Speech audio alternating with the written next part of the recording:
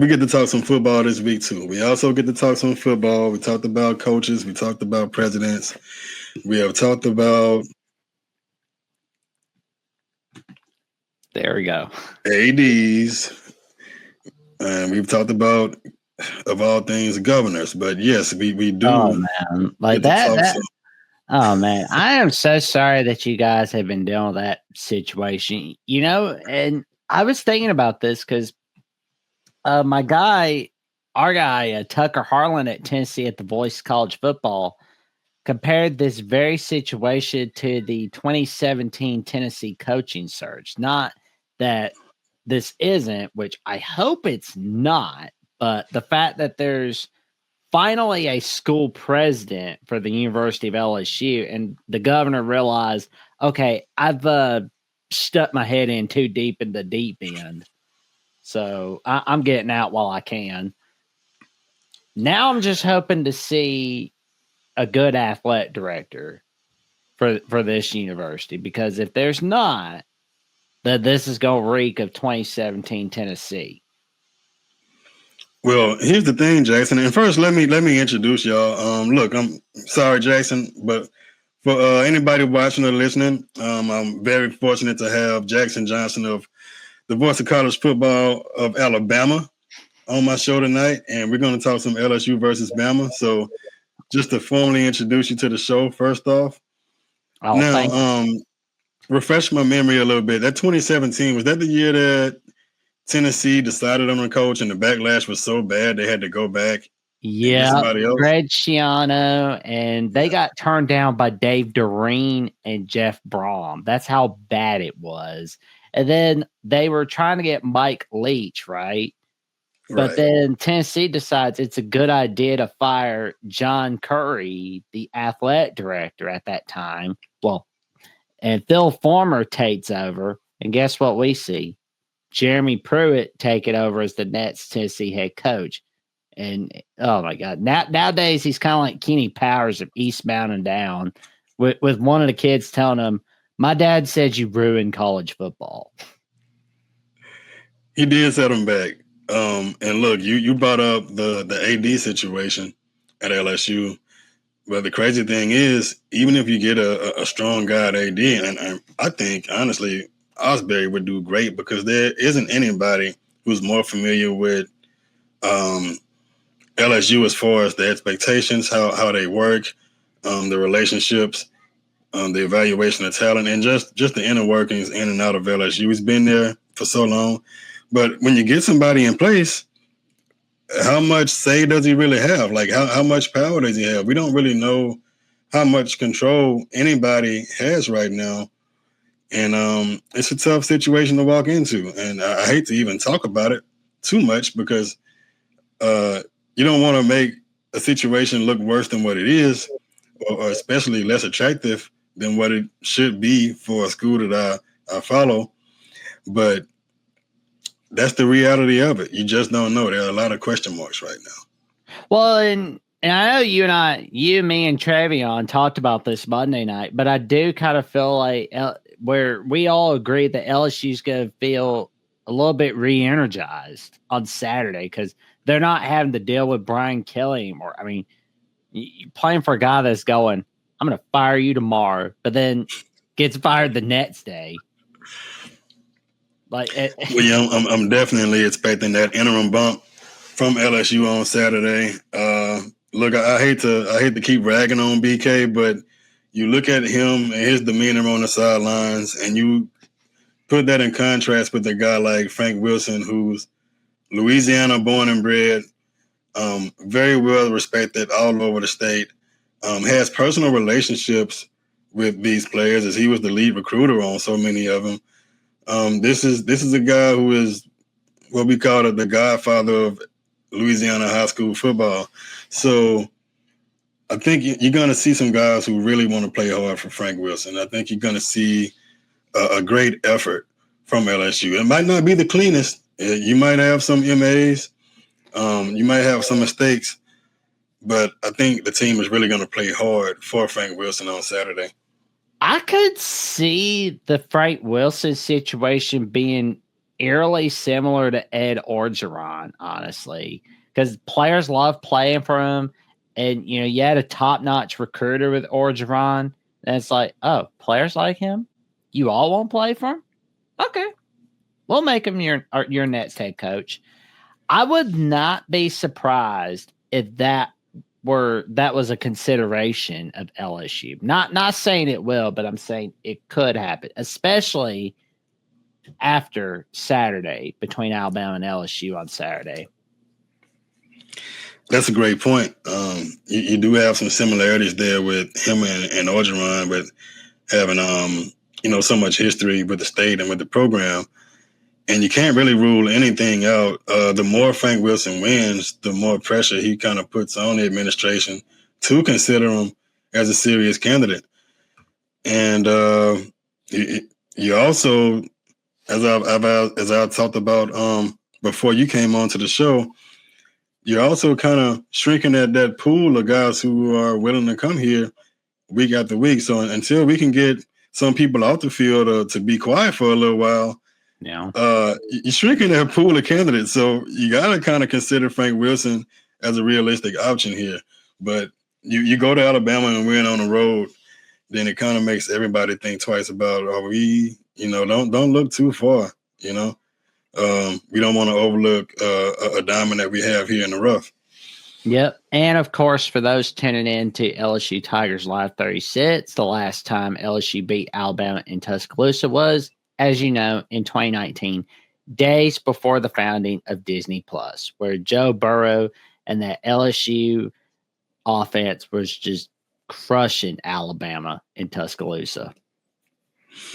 Yeah, and speaking of memory lane, for those who didn't get a chance to see Jackson's show a couple of nights ago, I talked about the 2021 year where you had a pretty similar situation where you got the coach fired in the middle of the year, Coach O is gone, and you have a team in LSU that's going to Alabama with absolutely no pressure and nothing to lose. So it's some freedom in that. It's some freedom in not having to be perfect or feeling like you have to be perfect. And LSU was also a double-digit underdog in that game and came out, played a great game, super aggressive on defense, just zero blitz, really just went crazy on defense. But it ended up being a one-score game, and it wouldn't shock me at all to see a similar result on Saturday. Oh, no doubt about it. I mean, like the running game, we've not been able to do a good job stopping the run game.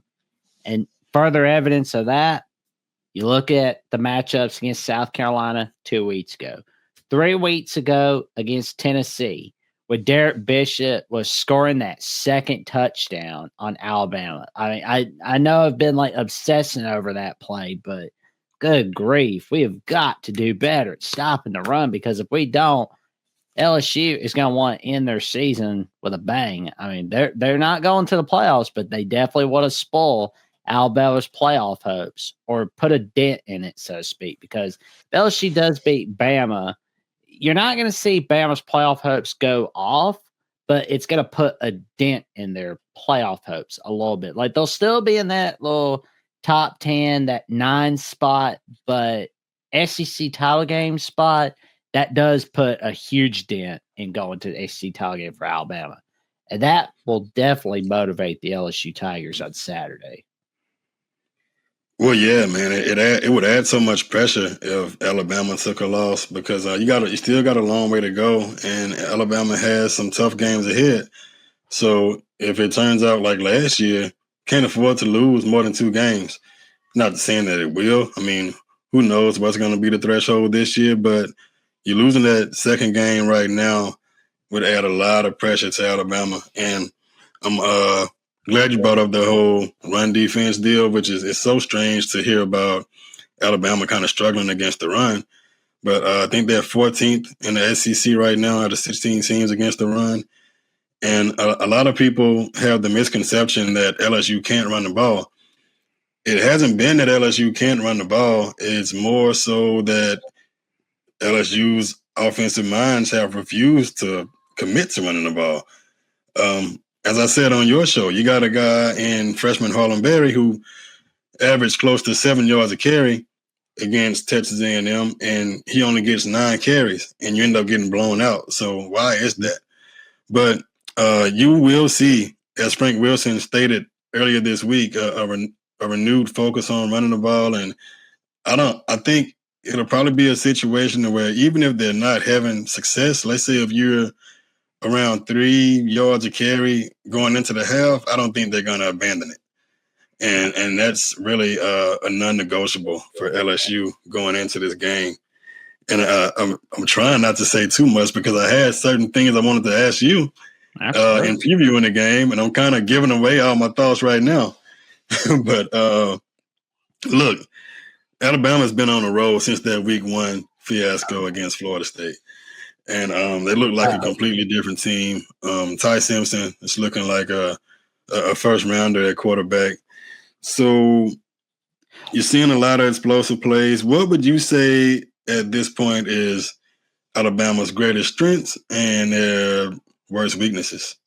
Well, obviously, the run game on offense and defense has been one of our greatest weaknesses this season, but our strength has been the passing core. Like Week 1, when you look at Alabama, Florida State, Ty Simpson could not trust himself. He was scared to even make a perfect move. He was worrying way too much, especially on that 4th down play where he was throwing the Ryan Williams. He wanted to run, but he decided to run. But then Ryan Williams just bobbled it, right?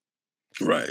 But then there are people, especially on our side of the fence for Crimson Tide Nation, saying, "Oh, Ty Simpson got to go. Ty Simpson got to go." And I was like, "Oh God!" And I told everybody, stick with Simpson. It's gonna be all right. I promise you.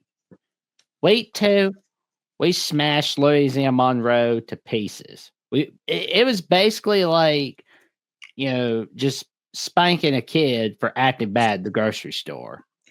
Same Wisconsin, we took it a little easier on them. We took pity on them. The Georgia Bulldogs was a real test. There you saw Ty Simpson just stepping up. He was stepping up his game, just getting his team rocking and rolling. Week 6 against Vandy. College Game Day's there. Theo Vaughn's the guest picker for College Game Day. And we see like Ty Simpson making a mistake in the first quarter. Guess what we see? Simpson learning from his mistake. Okay, I'm not doing that again. And he gets it rolling. And we saw him getting it rolling against Missouri, Tennessee. Saw him leading a game-winning drive against South Carolina. And here we are. Basically, 2-3 victories away from a playoff spot in the 2025 season. And that was why, if you watch the Alabama College Show from August 28th of 2025, you will hear Jeffrey at Only Talk Sports say that Alabama Florida State is not a must-win game for Cale DeBoer. Yeah, there's going to be people mad at DeBoer at that time, right? Because they're not beating Florida State. It's another unranked loss. We just lost to another unranked team. But guess what? People get mad in week 1, but week 10, we're just kind of going, who's Florida State? Who's that team exactly? That's what everybody's kind of thinking, But that was something I thought about, and I saw J.D. Piquel pointing that out last night from On3 on X, where he had a post about how the tables turn. Florida State beating Bama, best win ever. But then the rest of the season, it's like they let that Bama win go to their head. But as for Alabama's just like, okay, we're not doing this again. You know what this feels like to me, Lewis? 2014 Ohio State. I'm not saying Alabama is exactly like 2014 Ohio State, but it feels eerily similar because early season non-con loss, everybody's throwing the baby out with the bathwater afterwards, and then just going on a tenacious winning streak afterwards. Oh yeah. You got a lot of similarities there. You got an early loss, and everybody gets kind of the program the team is an afterthought from that point on. But the team is quietly just getting better every week. Every week they're getting better, and by the end of the year, they're world beaters. I mean, you don't even have to go back to 2014. You could go back to last year with Ohio State when people are kind of written them off, but they definitely seem to be peaking at the right time right now. And that Florida State game is just another example of, look, you can't, it's so much parity in the game right now that you can't read too much into any one game because anybody can beat anybody. Like the days of, you can't lose to them, that's inexcusable. There are no inexcusable losses because the playing field is level. With NIL and the transfer portal, like the playing field is leveled over time, and you really don't know what to expect from 1 week to another, which it really makes it fun for the viewer because everybody had kind of gotten tired of the same teams winning, and a lot of people have gotten tired of the same conference winning. But now you really have some unpredictable matchups going on from week to week, and who would think that a program like Indiana can be where it is right now? But it's just another factor of the recent developments in recent years for college football. Oh man, like Alabama, Indiana, if they're playing one another, that's going to be a fun week on Crimson Tide Live, especially with for Jeffrey to only talk sports. Oh man, he'll have a great time with that. Hey, look, if we got a matchup like that coming up, I'm watching every Indiana press conference, every news outlet locally up there. I want to hear what Signetti has to say because he's going to be talking big noise. He's going to be talking trash. So yeah, that would be an interesting matchup, and it's not that far fetched, as a playoff matchup. That is true, though. But you did also mention about strengths as well for Crimson Tide, like where your Jeremy Bernard has been a humongous strength, and also that defense has been a humongous strength. You see Yahtzee Pierre making huge plays for the Crimson Tide. You see Justin Jefferson moving on up, finally getting a piece of that pie. Shout out to the Jeffersons, classic show. Hey, I mean, we have a guy named Jefferson. I mean, I am going to use that reference for sure. Like kind of like how Chris Berman does. Like if Chris Berman can do it, so can I. Oh yeah, well you pretty much have to. And then it's not only Jefferson, but it's Justin Jefferson. So how can you not stress the importance of him playing against LSU? But you talked about Bernard, man. That's probably one of the matchups I'm looking forward to seeing the most with the Alabama receivers against the LSU corners. You seeing Bernard against Mansour Delane. You also got Ryan Williams, you got DJ Pickett, and don't forget about PJ Woodland for LSU. It's going to be a great matchup, and I think just as important as covering these guys on routes is going to be extremely important for LSU to tackle well in space. The boys he's a creative guy. He's going to get the ball in their hands in a lot of different ways. It's one of the things that's fun about watching Alabama's offense is see a lot of motion. You see Bernard in the backfield. You see him going end around. They make you think. They make you hesitate. And you see younger players like a DJ Pickett. The physical gifts he has. I mean, you can't miss him. I mean, anybody can evaluate a guy like Pickett as far as like, yeah, I want him on my team. But tackling in space is not a given for a young guy, and it hasn't been for him. Not to say that he's been bad at it, but he'll have his hands full with a guy like Bernard when he ends up on the same side of him. Very intriguing matchup for me. What about for you? Honestly, it's going to be how LSU tries to stop that run game. Because, like, Alabama, once again, we got to make sure Jam Miller's healthy. Seems to be doing all right.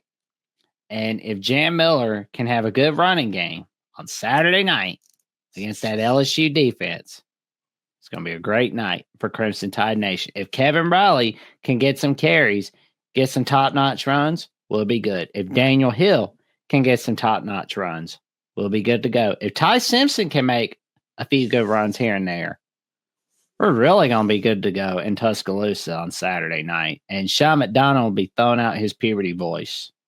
once again for the Crimson Tide. I mean, we got him excited over Xavier Brown. It's always like, yay, we did it. We did it. Yeah, man. On that note about the running game, yeah, if Alabama has a lot of success running the ball, I think that's going to say a lot about the direction this game is going to go in, because LSU's defense has had its moments for sure. Like it's looked like an elite defense at times. It's been kind of brought back to earth by some mobile quarterbacks. So if LSU can't stop the traditional running game with Simpson just turning around and handing it off, I don't know how they're going to stop anything else.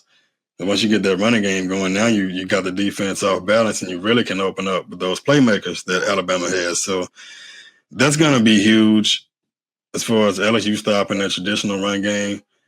Also, stopping the backside of the backfield. I mentioned on your show, LSU has had some trouble just losing guys. Sometimes it's been a matter where a guy gets beaten coverage. Sometimes you've seen a lot of instances where a guy just comes out of the backfield completely uncovered. So those are the kind of things that LSU can't afford going into this game. Now, what would you say that your keys to the game, other than the run game, what's your key to the game for an Alabama win? Make sure that you throw to Ryan Williams, your passing core all set. Make sure you can protect Simpson. Do that, you're good to go. And make sure you've got your X factors, Josh Cuevas and Lottie Brooks all set. You do that, you're good to go. Put a ton of pressure on Garrett Nussmeier. You're really going to be good to go on Saturday night. All right, I got some for you too. And right. I've talked so much about Harlan Berry at running back. And you know what you're going to get, or you know that LSU is going to target Trey Green. But I'll try to go kind of off the radar a little bit, and maybe Caden Durham can get back on track. He's fought through some injuries, hasn't been quite as effective as he was as a true freshman last year, but you get him going, and now you got this 1-2 punch at running back. We know that LSU is coming into this game wanting to run the ball. Oh, yeah. So if you get him going, that gives the defense a different look. It's always a bit of a challenge to kind of go against different styles back to back. Now, I don't like to see guys switching out from play to play, but maybe from series to series, that different look at running back, that different pace, different feel for the game can be helpful. And if you get both of those guys going, it's going to bode well for Nussmeier's protection, which is going to be huge, because you have guys who cannot pass protect if it's an obvious passing play. If it's an obvious passing situation, LSU is going to get beat on the edges. It's just a matter of how badly they're going to get beat. Okay. So that's my X factor for LSU. Caden Durham will chew you up like a chicken nugget if you mess around with him. Like I don't want to get on his bad side, because there'll be a bad moon rising if I get on his bad side. Yeah, man, and he can be so much fun to watch at times. You see him against Clemson, and he's literally making something out of nothing on a lot of plays in that game. Man, that's the kind of back he can be. But I think injuries might have affected his confidence a little bit, and he hadn't been the same. But hoping he can get back on track. And to me, that's going to be imperative for LSU to not only win, but to keep this game close. You get it into the fourth quarter and you got a 7-point, 10-point game, anything can happen. If you're down by 21 going into the half, then the run game is out of the window, and Nussmeier is throwing first down, second down, third down, and you're going to see a lot of picks and a lot of Nuss dragging himself off the ground. It's going to be terror time again for Nussmeier if you're down by 21 or more going into half, or just by, like, say, 13 points or more. It's going to get ugly for sure for Nussmeier. Yeah, they got to keep it close enough to where you don't abandon that run game. I think where we'll be is somewhere in the middle. I'm not expecting a blowout. I'm not gonna be super biased guy and say, oh yeah, LSU is gonna go out there and win by 10 because they'll be emotional. No, that's crazy. So how do you expect this thing to really play out when it comes down to it on Saturday night? Well, and as you stated, like you don't expect to see LSU, winning by double digits. It's like I said Monday night, and after thinking about what you said about 2021, and looking at that stat from 2022, where the last time it was Alabama favored by double digits gets LSU, that usually does not end well. If you're picking Bama to beat the spread, don't. If you're gonna pick a winner, okay. If you're gonna pick somebody to beat the spread, you might as well pick LSU to beat the spread because they're gonna come playing hard against Alabama on Saturday night. And as for my score, I think it's gonna be an Alabama 28-20 victory over LSU. I could see that. I could easily see that happening. And we've gone over it, and I'll say it again. LSU is going to come out with their hair on fire. These guys are going to be ready to play. They sat back for 2 weeks now and heard all the nonsense off the field. You've gotten a guy. You removed a guy, and I'm sure a lot of these kids had a good relationship with Brian Kelly. I mean, we've heard from some of them that have made public statements that they appreciated what he did and bringing them to the school and bringing them to the program. But I think that effort is going to be different for Frank Wilson, and it's not just effort; it's a matchup thing too. LSU matches up better against Alabama than it did against Texas A&M with those pass rushers on the outside and that mobile quarterback. So this thing will go back and forth, I think. Alabama's, first of all, a talented team, so they're going to make some plays.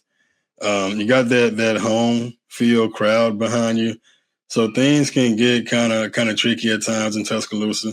I do expect LSU to have some success running the ball because I think they really can run it, and not just against Alabama. I think they can run the ball if they really commit to it.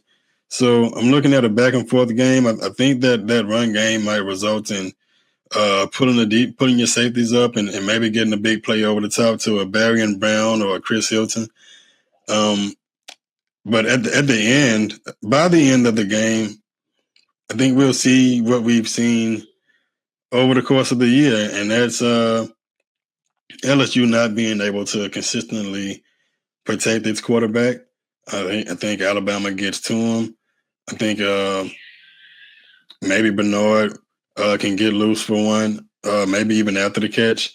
And Alabama puts one on late in the game, and they win 27-24. Yeah.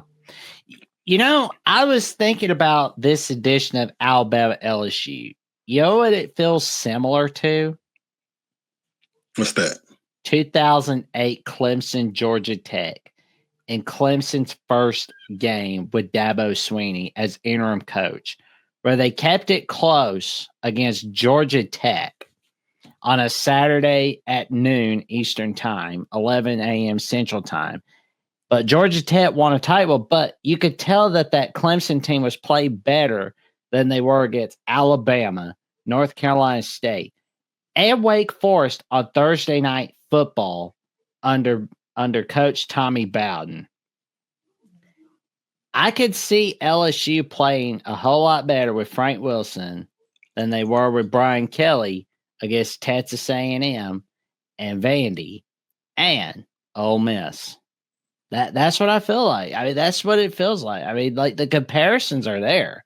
I feel it's like we said tonight. I could see those guys playing harder for Frank Wilson than they did for Brian Kelly. I mean, it's like I wouldn't be motivated to play for Brian Kelly. I'd want to go play for Frank Wilson. But that's just me now. And look, we've seen it time and time again, and even beyond the motivation aspect of it, you look at just different guys calling the shots. I'm not gonna, kick Joe Sloan while he's down, but play calling hasn't been a strength of LSU. So you get a different approach as a play caller, a different approach as far as your game plan going into the game, and this could be a much different looking team. Like, we know that there are pieces there. You know that there's talent on the team. I mean, they didn't come into this year with high expectations just because they wanted them. They came into 2025 with high expectations from people connected and not connected to LSU because it's a talented team.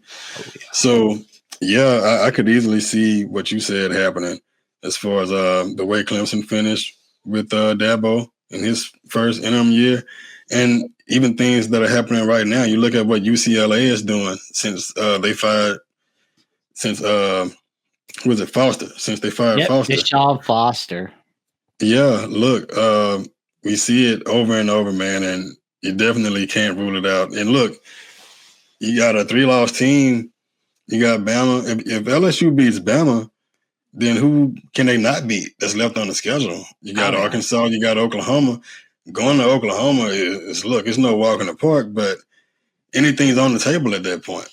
So, yeah, there's a lot of intrigue to this game, and I think ESPN knows it with game day. So there's a lot to look forward to, man. But look, I wanna thank you for your time, and I want to make sure that everybody watching, hey, look, check out Jackson on the Voice of College Football for Alabama. Does a great job over there with Trevion Ware. If you want to be in the know about Alabama sports, he's on it. You can follow him on Twitter also. But yeah, thanks for the time, man. And thank you for having me on. Goodbye. And, tell your friends, your family, and cashier's poets about the magic that Jeffrey Only Taught Sports, Trevion Ware, and myself are creating on Alabama with the Voice of College Football Mondays, Tuesdays, Thursdays on Alabama with the Voice of College Football. You'll definitely see Jeffrey and myself on the Alabama College Show tomorrow night as we take your calls, 9 p.m. Central Time on Alabama with the Voice of College Football. And check us out on the Alabama LSU postgame show, of course. But don't forget to check out the magic that Lewis Johnson creates all right here on LSU at the Voice of College Football, and the magic that he writes on Last Word on College Football, giving his take on the LSU Tigers. And are you doing?